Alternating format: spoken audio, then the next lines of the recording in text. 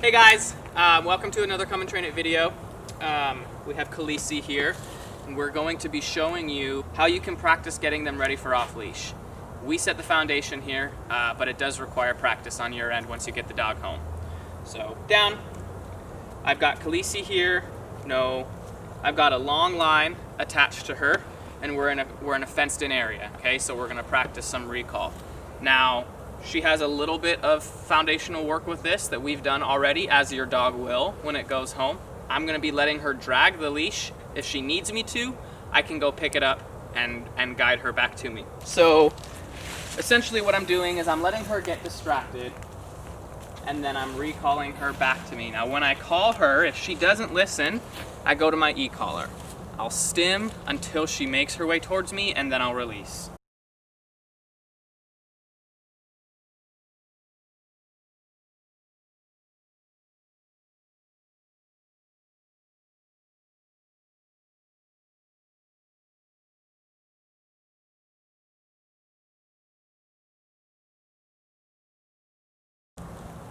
Khaleesi, come. So no response. Come. Yes. Good. Sit. No. No.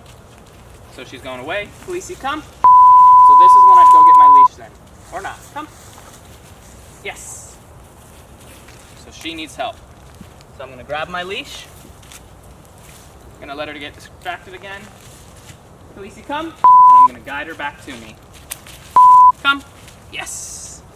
Good. And then I'll reward.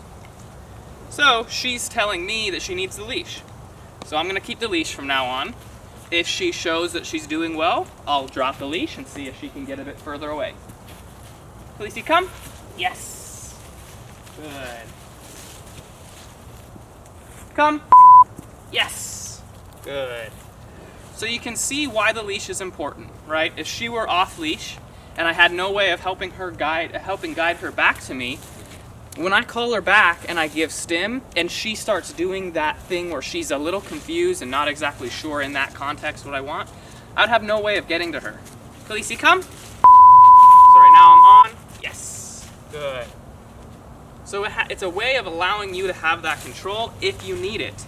Now, the more that her and I are practicing this, the less she'll require the leash. But for now, I don't want to practice imperfectly, right? I want perfect practice. So when I say come, I'm able to guide her back to me. I'm able to enforce a prompt response from her while I'm on my e-collar. Now, e-collar is pressure on, pressure off. So just like the leash, when I tell her to come, I'm on the e-collar. Good. As soon as she comes back to me, I go off the e-collar. Okay? So we've done a couple reps with the leash. Let's try with no leash.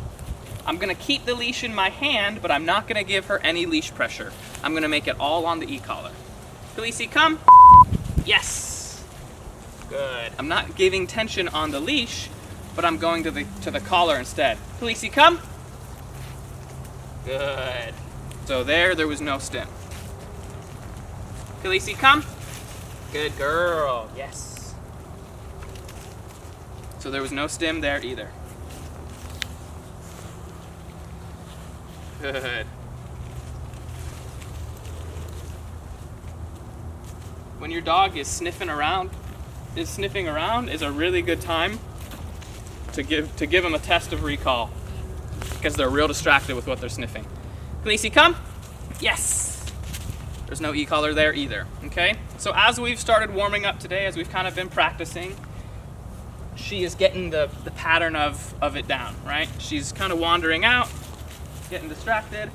I call her back to me. She comes back to me. Good. I give her rewards, okay? Couple things to keep in mind when you're doing this. The first thing is, do not be too eager to move away from the leash. I know off leash is exciting, and we want to be able to get to the point where the dog doesn't need the leash, but you're not going to get there if you ditch the leash too soon, okay? So don't be too quick to get rid of the leash. Secondly, don't be resistant or unwilling to use food. Come. We want it to be worth it to come back, right? We have the leash and the e-collar to help motivate and give corrections if there's non-compliance.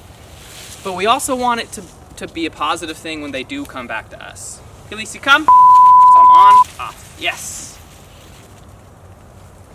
We want it to be positive when they do come back to us. That can be treats, that can be a toy, that can be whatever you want.